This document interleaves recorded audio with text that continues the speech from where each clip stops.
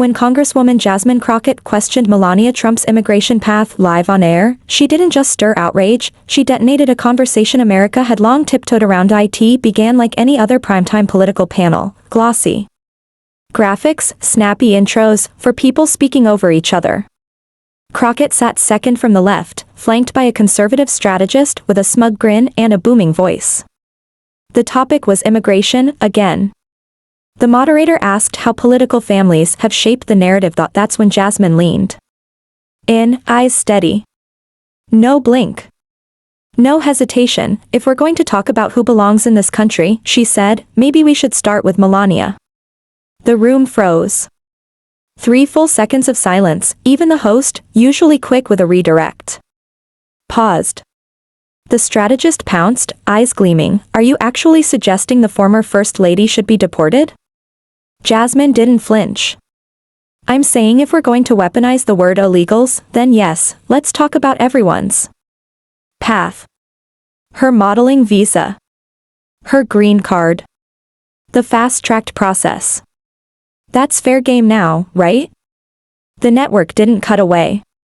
The panel didn't recover. The conversation veered from border policy to something raw and cultural. A producer whispered in the host's earpiece, and he tried to pivot, but it was too late, less than 20 minutes. After broadcast, the clip hit Twitter. Someone screen-recorded it, slapped on a caption, "Reptile Jasmine Crockett just said Melania Trump should be deported." It spread like wildfire. Within the hour, hashtags were trending. #deport Melania. #Jasmine Crockett unfiltered. Two camps formed instantly. She said what nobody else will say. The double standards in this country are absurd. This is racism. Pure and simple. She crossed a line. Jasmine didn't log on that night. Her team told her to stay quiet. Let the fire burn out on its own, but the headlines found her anyway. Alone in her Arlington apartment, she scrolled through them. 3 half-drunk water bottles sat on the table beside an untouched takeout container. The words had come fast. Maybe sharper than intended. But she didn't regret them. Melania Trump had always been shielded from the scrutiny ordinary immigrants faced. Jasmine had seen mothers separated from their kids over paperwork. Young people detained for missed court dates. But Melania? She married money and walked into the White House. There was a time Jasmine might have played it safe. Not anymore. She was done tiptoeing around privilege, dressed in designer heels, and softened by a European accent. Still, she knew the backlash would be brutal. And she was right. By 11 p.m., a screenshot of her mid-sentence hit Truth Social with a single word. Caption, disgusting, signed Donald J. Trump. Right-wing outlets seized it. Looped it. Reframed it. Commentators accused her of being anti-woman, anti-immigrant, anti-high First Amendment over a 15-second soundbite, but this wasn't about immigration anymore. It had morphed into something else.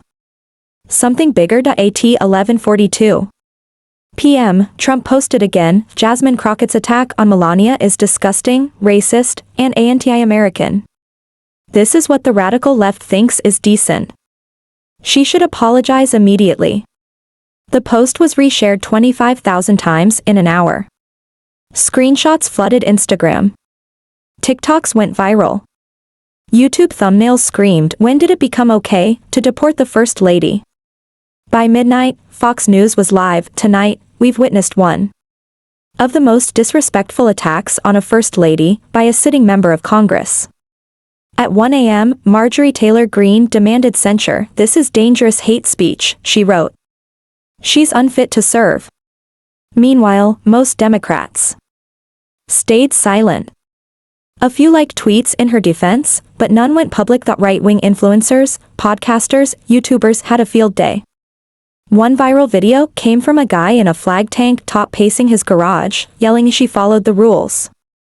You want to deport her? Next. What? Canadians too.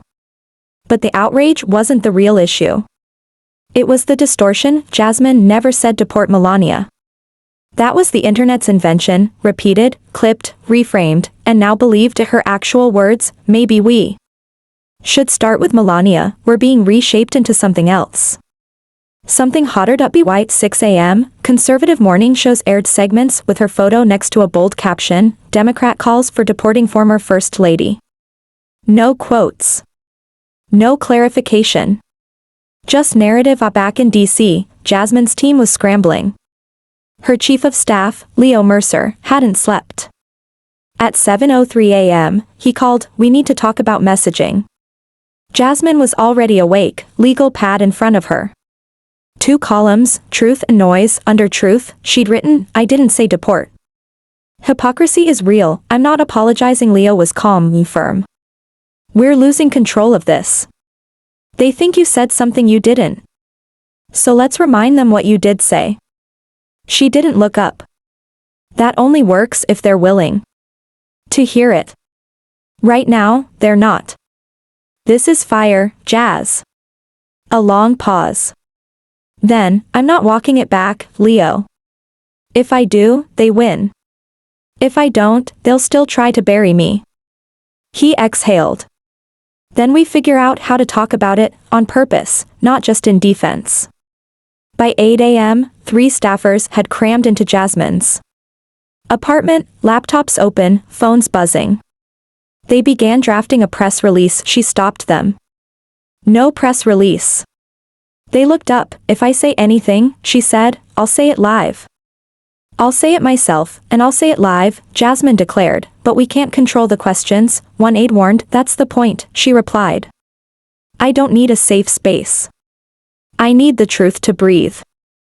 By mid-morning, Jasmine had agreed to appear on a national morning show the next day. Live. No edits. No guardrails. It wasn't friendly territory, and that's exactly why she chose it, because this wasn't just about her anymore. Or even Melania. It was about how fast America turns outrage into a storyline, truth optional, and Jasmine was about to step directly into the eye of that storm. But behind the firestorm, another story quietly stirred, one Melania Trump hadn't spoken about in years. Melania Naus arrived in the U.S. in 1996. She was 26, Slovenian-born, and trying to make it in New York's modeling world.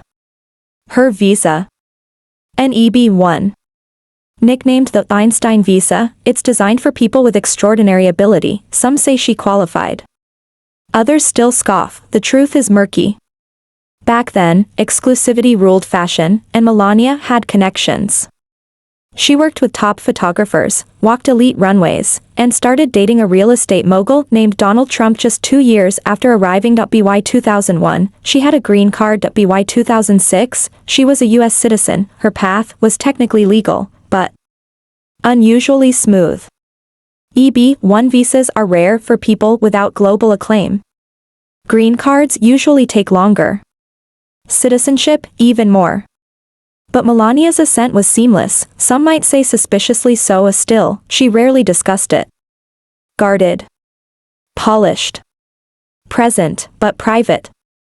Her silence, intentional or not, made her a blank canvas. To her supporters, she was the American dream personified. To her critics, she was the double standard incarnate, someone who reaped the benefits of a system her husband spent years demonizing. Jasmine Crockett knew all of that, the history. The contradictions.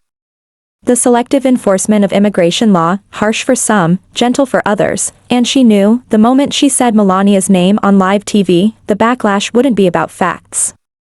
It would be about perception. Meanwhile, in Palm Beach, Melania Trump said nothing. She was at Mar-a-Lago when Jasmine's comment exploded. Sources close to the family confirmed she was aware of it, but had no plans to respond. She hadn't been seen on camera in weeks. That wasn't unusual. But this time, the silence was thunderous. Some insiders said she was hurt. Others said she was annoyed. A few urged her to speak out, maybe even sit for an interview. She declined. She won't lower herself, an advisor said off record. She believes it's beneath her. But the internet didn't wait. Activists, journalists, political YouTubers all began digging visa forms, archived interviews, modeling paperwork. One clip resurfaced from 2016, a CNN interview where Melania insisted she always followed the rules. A line she'd repeated often, but the details were hard to verify. Her early visa records were never made public. Her timeline didn't quite match typical immigration processing speeds. To Trump's base, it didn't matter. This wasn't about law, it was about loyalty. She's elegant, graceful, and came here the right way, a radio caller in Phoenix fumed. That Congresswoman is just jealous. But others took a deeper look. On an independent political podcast in Columbus, Ohio, immigration lawyer Hugo Marin broke it down. This isn't about kicking Melania out. It's about showing how some people glide through the system, while others get crushed by it. He paused. Then added, let's be real, if Melania had come here as a single black woman from Ghana, married a broke construction worker, and applied for an EB-1 visa, she wouldn't have made it past the first interview. That clip started slow. Then spread, quietly at first, then everywhere. Group chats. TikTok stitches. Twitter quotes. The question was no longer should Melania be deported. It became, why? Are the rules different depending on who you marry, or what you look like? Trump supporters kept fuming. But more people were starting to hear the point beneath the noise. The story was shifting. Again, but inside Jasmine's DC office, it wasn't shifting. It was spiraling. At 9 a.m., chaos. Leo Mercer, her chief of staff, had barely touched his coffee when a second intern broke down in tears. The phones wouldn't stop ringing. The inbox was flooded. Fox News had just aired another out-of-context segment. Jasmine's name was being mentioned every 6 minutes on national cable. Then the front desk called. Twice someone had taped a cardboard sign to the glass downstairs. Deport racists, Crockett is the real threat. Inside the office, tension was boiling. Half the team were seasoned Hill veterans. The rest, young, idealistic progressives. Now, they were split down the middle. Some panicked. Others defiant. Leo stood in the center. Sleeves rolled up. Tie crooked.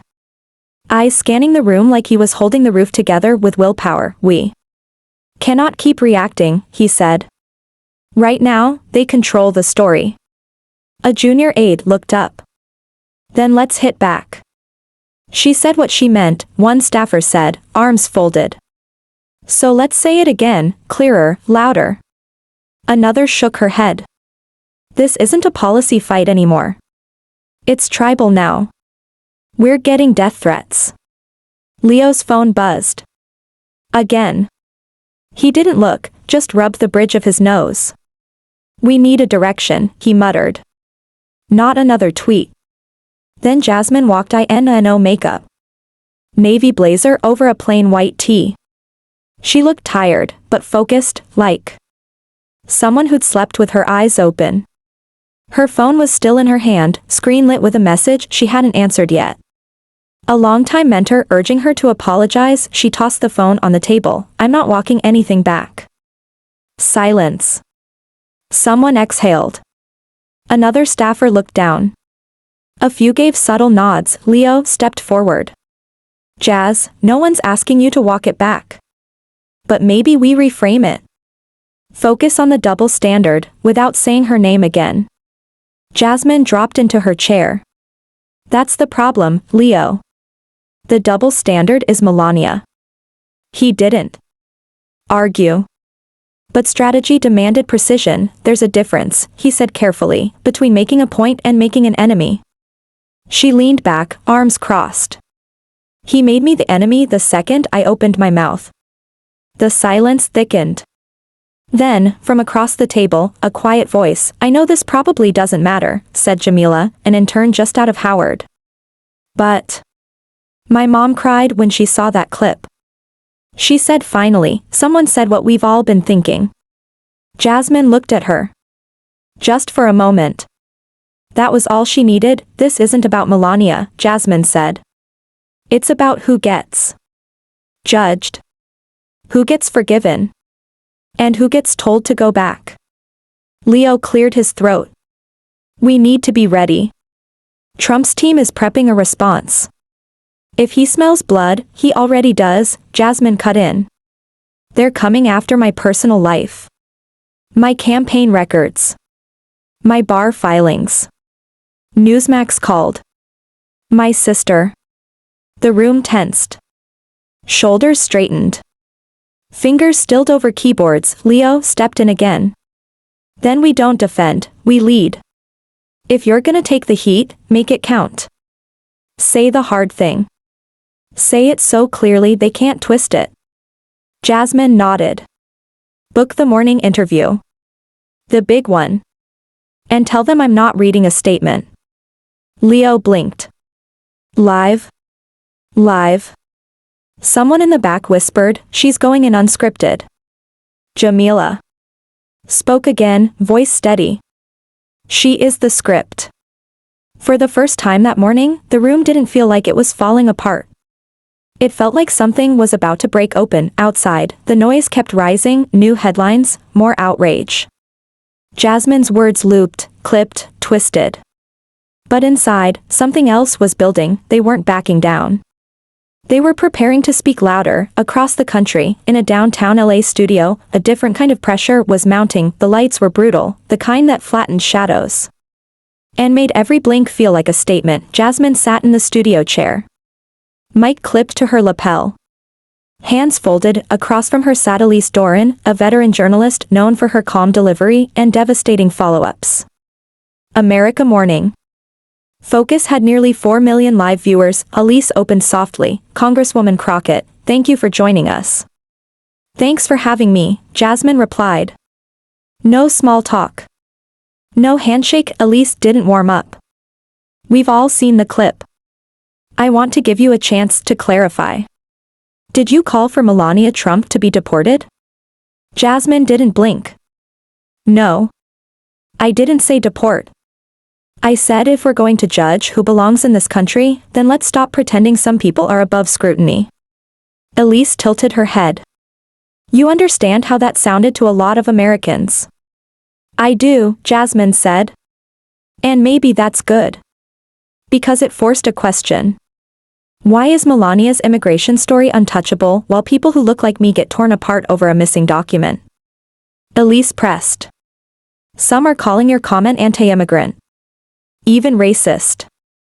Jasmine nodded. And yet, I'm the daughter of immigrants. My father came here on a student visa. My mother cleaned offices at night. No one handed us anything. I'm not anti-immigrant. I'm anti-hypocrisy. Elise glanced at her notes.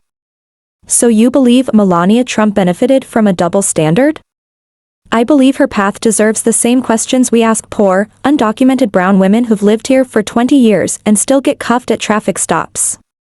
In the control room, producers buzzed. Viewers were flooding social feeds. One held up a card, 10 seconds to push. Elise leaned in. So let's be direct. Are you standing by your comments? I'm standing by the truth behind them, Jasmine said. This country judges people by their name, their accent, their skin. But if your name is Trump, or you marry into money, you float through the cracks.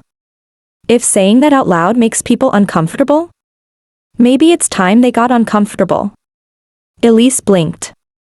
No retort. That wasn't rehearsed. That wasn't polished. It was raw, sharp, and live. The segment ended 5 minutes later. Jasmine stood, thanked the crew, and walked off without another word. The clip hit social media within minutes. By lunchtime, a hashtag was trending, hashtag double standard debate. Her delivery was steady. Her tone never rose. She didn't backtrack. But she didn't pour gasoline either. Still, the storm hit fast. Right-wing outlets called it gaslighting. Headlines screamed, Crockett defends anti-Melania smear with word salad. But something else was happening. Clips of Jasmine's response went viral on TikTok. Young activists and immigration advocates shared them. One video paired her voice with images of families detained at the border. Another overlaid her words on a slideshow of deported immigrants with clean records. In Tucson, a high school civics class watched the segment. One student raised her hand. Why does everyone care more about how she said it than why she said it? In that moment, it was clear, Jasmine hadn't started a scandal. She'd started a conversation. Back in D.C., her team watched in silence and no cheering. No panic. Just watching. When the clip ended, Jamila turned to Leo. She was better live than anything we could have written. Leo nodded slowly. And now, it's out of our hands. By early evening, cable news was split. One network called her reckless. Another called her courageous, but the conversation had already left the screen. It was in the streets, the group chats, the classrooms, and Jasmine Crockett was no longer just reacting, she was defining the terms. One network aired a split-screen debate titled, "Was Jasmine Crockett telling the truth?" But for the first time in 24 hours, Jasmine wasn't playing defense, she was standing her ground. Still, public opinion is rarely still for long. Across kitchen tables, newsrooms, barbershops, and backseats of ride shares, the country was weighing in, and not the way anyone expected. By noon the next day, America wasn't just watching it, IT was talking. In Dallas, an Uber driver caught talk radio between pickups. One caller said Jasmine should be impeached. The next said she should be president. The driver turned the volume down. His mother had waited 9 years for a green card, working 3 jobs while she waited. He'd never cared for politics. But this felt personal. In a Detroit diner off I-94. 2 women let their coffee go cold. She wasn't wrong, you know, one said quietly. Her friend glanced around before answering, maybe not. But that's not how you say it. That became the new dividing line, not whether Jasmine was right, but whether she said it the right way. News networks scrambled to fill airtime. Experts argued, they cherry-picked quotes. They smiled as they called her radical or brave, depending on the channel, but the nation wasn't reacting to what she said. It was reacting to how it felt. Some felt threatened. Others felt seen. In Jackson, Mississippi, Troy Jenkins, a janitor on break, played Jasmine's clip 3 times on his phone. His cousin had been deported in 2017 after 14 years in the U.S. Troy texted the clip to him with 6 words, "She finally said what we scream." In a Pico Union coffee shop in LA, 3 college students debated loudly enough for the next table to listen in. One said Jasmine's point was valid, another said she should have made it without naming Melania, the third said, "Y'all only ask black women to whisper truth. We don't owe you polite." Meanwhile, conservative groups moved fast. By Friday, one PAC dropped a targeted ad with Jasmine's face in grayscale. Ominous music underscored the warning, if they can say this about a former First Lady, what will they say about you? But the backlash wasn't universal. On a small AM station in Des Moines, a Vietnam vet named Gary called in. She didn't lie. She just said the system's broken. We all know it. We just don't like how it sounds when someone says it that plain. Even late-night hosts couldn't resist. One joked about Melania being deported and Trump asking for a refund. The audience laughed, but the moment hung in the air. Because for every punchline, there was someone watching who didn't think it was funny. In a Tempe, Arizona middle school, a teacher used Jasmine's interview to kick off a civics lesson. One 8th grader asked if a first lady could be deported. Another said, "My aunt had to go back to Mexico just because her husband died. Why didn't they let her stay?" These weren't just headlines anymore, they were lived experiences, real people. Real grief. Real confusion. Jasmine's words had struck something raw, touched a nerve most people avoid. She'd said what many Americans live, but few ever voice, that justice, immigration, even basic humanity often depends on your skin, your status, or who you marry. In Miami, a Haitian American pastor preached a sermon titled, "Truth Without Armor." He never said Jasmine's name, but his meaning was clear. Sometimes truth walks in without a filter, and the world calls it rage. Online, the digital battleground roared, comments turned toxic. Friendships cracked. One Reddit thread about the controversy hit 18,000 comments in 12 hours. The top post read, "If you're more offended by her tone than the double standard she exposed, you're part of the problem."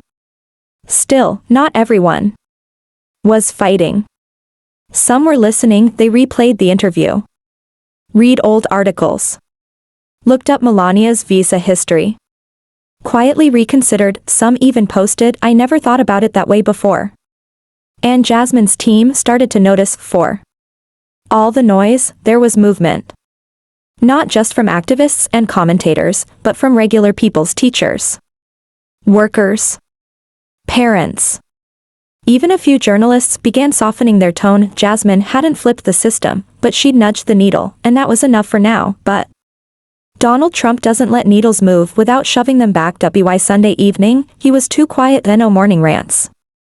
No all-caps blurts. No Truth Social posts. His usual army of surrogates had gone silent. For a man who thrived on chaos, it felt like the calm before something sharp. Then at 6:38 p.m., the silence broke. A post hit Truth Social. Just one line, "Let's talk about Jasmine Crockett's bar record, shall we?" That was all it took. Within minutes, his followers pounced. By 7 o'clock, screenshots of old bar filings circulated, outdated, resolved, or irrelevant. But cherry-picked, they looked sinister. I missed continuing legal education deadline. A resolved. Fine. No crime. No misconduct, but the spin did the damage. One conservative blog blasted the headline, "Crockett's record raises questions about her judgment." No context. No correction, just insinuation. By the hour's end, a new narrative had been born. Jasmine wasn't just controversial, she was a fraud. Her team had seen it coming. Leo sat at the conference table, scrolling a spreadsheet of media hits. This is his playbook, he said flatly. He can't win the argument, so he tries to poison the source. Jamila slammed her palm on the desk. And the media eats it up. Bar record this, bar record that, like it means something. Jasmine stood at the window, watching the skyline burn orange against a deepening blue. "They're not fighting me," she said quietly. "They're fighting the truth." Leo turned to her. "You poked the king. Now he's sending the dogs." Jasmine turned from the glass. Her voice was low, but firm. "Let them come. Then we don't give them more blood," Jasmine said. "We show them who I am." Her phone buzzed again. Not a staffer. Not a reporter. It was her younger brother, Malik. "You good?" he asked immediately. "I'm good," she replied, keeping her voice even. "I've seen your name on 3 screens today," he said. "Mama's freaking out." Jasmine smiled. "Tell her I've got it handled." But Malik's voice dropped lower. "Sis, they're not just talking politics anymore. They're digging into your life. Don't let this wreck you." She paused. "It won't." After the call, she turned to Leo. "Schedule the town hall," she said. "This week. No press. No pundits. Just real people." Leo raised a brow. "You want a live audience?" "I want them. The folks who actually know what this feels like. I don't care if it's messy. Let them hear it straight from me." Across town, Trump's advisors were already briefing media allies. Monday morning radio was booked with talking points: corrupt, inexperienced, anti-American. They were stacking the deck, but Jasmine wasn't playing their game. She wasn't issuing denials or chasing distractions. She wasn't hiding from her own history, because that wasn't the story. It never had been. The real question was why her words hit so many nerves, and whose version of America people were rushing to defend. But the smear campaign wasn't staying digital. That evening, a grainy photo, clearly doctored, landed in the inboxes of several reporters. Jasmine at a college party. Vague implications of drug use, nothing visible. Nothing verified. But that didn't matter. 2 fringe sites ran it anyway. When Leo showed her, she laughed. "They're throwing everything," he said, "and missing," she replied. "This was never about me. It's about what I exposed."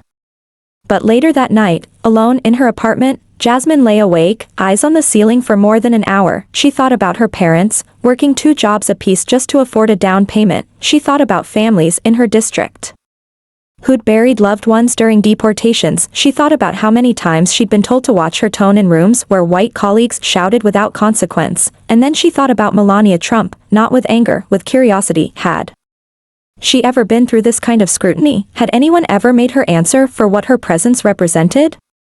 Probably not, and that was the point. But just when it seemed like things couldn't bend any further, a voice from Melania's past surfaced, and it changed everything. It began with a tweet.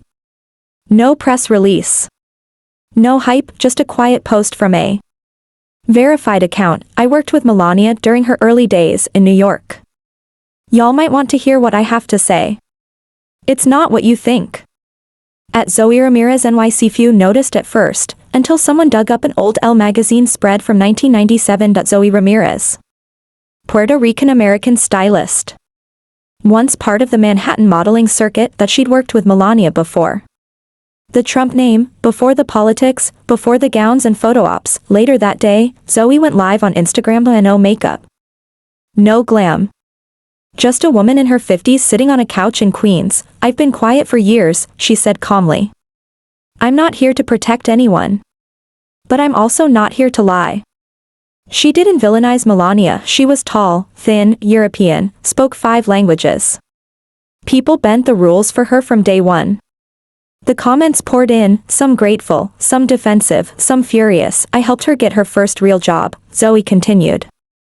The agency didn't want to process her paperwork the standard way. It took too long. They had someone who knew. A guy at immigration. Things got fast-tracked. No big secret. That's just how it works, for the right people. She paused, then looked directly into the camera. Melania didn't cheat the system. The system bent around her. The clip exploded. Within hours, Zoe's video was everywhere, stitched on TikTok, subtitled in Spanish, reposted on progressive feeds and immigrant advocacy accounts. That CNN ran a segment, Former Colleague Speaks, Melania's Modeling Days, and the Loopholes of Privilege. Even moderate conservatives didn't know what to say. They didn't defend Zoe. But they didn't dismiss her either. Right-wing blogs tried to smear her, claimed she wanted clout, exaggerated details, had a grudge, but the damage was done, because this wasn't a hit. It was confirmation, and it didn't come from a politician or pundit. It came from someone who was there, and it wasn't just what Zoe said. It was how she said it, calm, clear, unapologetic. The INDC, Jasmine watched in silence, earbuds in a phone on her desk. She didn't smile. Didn't speak, but Leo saw her exhale, slow and deep, of the first real breath she'd taken in 2 days. Zoe had done what Jasmine couldn't. She cut through the noise. Later that night, Jasmine posted a single story to Instagram, black background. White text. The truth doesn't need a spotlight. It just needs a witness. No tags. No mention of Zoe, but anyone paying attention knew. Zoe declined every interview that week. She turned down CNN. Turned down MSNBC, told The New Yorker, I'm not trying to be a hero. I just got tired of people pretending the system's fair. Her video hit 12 million views by Friday. People who'd been on the fence, who hadn't loved Trump but had flinched at Jasmine's comment, began rethinking. Some sent apologies to Jasmine's DMs, some reposted her original interview, others started dropping links to Zoe's video in online debates, and Jasmine's team made a choice: no victory laps. No press blitz, just stay the course, keep telling the truth, let it land. But it wasn't over. Not even close, because Donald Trump wasn't finished. His team was already engineering the next attack, something bigger, flashier. Louder. A distraction disguised as a bombshell, and Jasmine would come face to face with it sooner than anyone expected. The Hyatt Regency in downtown Dallas wasn't ready. The American Values Summit was already a powder keg, big donors, big speakers. Big egos. No one expected both Jasmine Crockett and Donald Trump to be in the same building. Not this week, not after that week. Their teams had booked separate panels. Different days. Different rooms. No overlap on paper, but at the last minute, Trump's team pulled a switch. He would now close the second night, on the same stage Jasmine had just used for her keynote, less than an hour earlier. Some called it coincidence, others knew better. It was a setup, and the stage had already been lit. Jasmine was backstage, chatting with a local organizer, when Leo burst in, phone in hand. He's here. She raised an eyebrow. Now. Leo turned the screen toward her. A live feed showed Trump walking through a side entrance, waving to a crowd already chanting. Jasmine didn't flinch. She simply picked up her purse and said quietly, let's not be in the hallway when they come through. They didn't make it far. Just outside the green room, near the escalators, 2 security details collided, hers and his, moving in opposite directions. And then it happened. Trump rounded the corner, staff in tow, walking fast. Jasmine, heading for the side exit, froze. 10 feet apart. Face to face. He stopped. So did she. For a moment, no one spoke. Reporters weren't supposed to be there, but someone had a phone up. A shaky livestream flickered online. The comments poured in before the feed stabilized, then Trump raised his voice just enough to carry, well, if it isn't the congresswoman who wants to deport my wife. Jasmine didn't blink. Still twisting quotes to stay relevant? His face tightened into a smug smile. I hear you're doing interviews now, he said, waving dismissively. You people love the spotlight, don't you? That phrase, you people, hung in the air like smoke. Jasmine stepped forward, steady and clear. You can post all you want, smear all you want, but the people saw it. They heard what I said. And deep down, you heard it too. Trump's grin faltered. What I heard was hate, he snapped. What I saw was someone attacking my family. Because they can't win a real argument. No, Jasmine said, her voice cutting sharp. What you saw was someone telling the truth, without asking permission. By now, the hallway was chaos. Security pushing back. Staff trying to pull both sides away. Someone whispered in Trump's ear, urging him to move. But he lingered 1 second longer. You've got no respect. No class. Just like your party. Jasmine smiled, tight and cold. Says the man who paid hush money to a porn star and tried to overturn an election. The air went still, phones were up. Streams were live. The moment was already viral, but Trump's face stiffened. He turned and walked away. Leo touched Jasmine's arm. You okay? She exhaled slowly. I'm fine. By midnight, the clip had hit 5 million views. Some called her reckless. Others, fearless. Cable news lit up with split screens, analysts dissecting the moment like a championship match. One anchor called it the political showdown of the year, another. Pure theater, but for the people at home, the ones tired of polished smiles and pre-packaged answers, this felt different. 2 people, no script, no filtered, no middleman. IT didn't solve anything, IT didn't end the fight, but it peeled something. Raw open, because this wasn't just Jasmine versus Trump. It was 2 versions of America colliding, unscripted, loud, impossible to ignore, and when the noise settled, only one question remained: did the truth land, or did the outrage win? Monday morning came with the stillness of exhaustion. No new tweets. No fresh clips, just millions of Americans sitting with what they'd witnessed. Jasmine didn't go live, but didn't post, didn't grant interviews. Instead, she sat on the back patio of a friend's house in Fort Worth, a lukewarm coffee in hand. Staring out over a quiet backyard, her phone buzzed every few minutes. News alerts, interview requests, texts from people she hadn't spoken to in years. She ignored them all. The confrontation with Trump had stolen headlines again, this time not in a studio, but in a hallway, unscripted. A moment when 2 worldviews collided, and cameras caught every glance, every breath, every blow. But for Jasmine, the story had moved past that, because across the country, people weren't just arguing anymore, they were reflecting in classrooms, in sermons, at dinner tables, even in detention centers. People were asking, was Jasmine wrong to say what she said, or were we just uncomfortable because she said it so clearly? That was the dilemma, not the message, but the delivery. Jasmine hadn't wrapped her words in softness. They weren't tested in focus groups, they hadn't been sanded down by consultants. They came from experience, from watching 2 people walk the same system, one shackled by rules, the other buoyed by proximity to power. She knew her tone made people squirm, but she also knew if she'd said the same thing with a smile, in a softer pitch, it would have been ignored or worse, dismissed. Meanwhile, Melania Trump had said nothing. She didn't have to her supporters. Her silence was grace. Her critics, indifference either way, she remained untouched. That was the lesson in America. The louder you speak truth, especially if you don't look or sound like the people in power, the harsher the punishment. Jasmine's team knew this. They'd spent the week fielding threats. One voicemail said she should be sent back to Africa. Never mind, she was born in Ohio. A handwritten letter slipped under her office door, called her a disgrace to women, but alongside the hate came something else: emails, notes, messages from strangers, from immigrants who said, thank you, from young girls who said, finally, someone who looks like me isn't afraid to speak up, from quiet corners of the country where people had never heard Jasmine Crockett's name. Until now, she hadn't just sparked a fight, that she'd triggered a reckoning, back in Fort Worth. Leo walked onto the patio, laptop under one arm, a folded newspaper in the other. You made the front page, he said, handing it over. The headline wasn't what she expected: truth or trouble. Crockett raises questions we still don't want to answer. She read it twice, then asked, You think I did the right thing? Leo took a breath. You said something real. You didn't dress it up. That's rare. And it's dangerous. But, Yeah. sometimes, truth's worth the bruises. She looked down at her mug empty. Then we keep going, she said quietly, because I didn't start this for a headline. I said it because I've watched too many people get crushed by rules that only apply to them. Leo nodded. You didn't say it perfect. But you said it honest.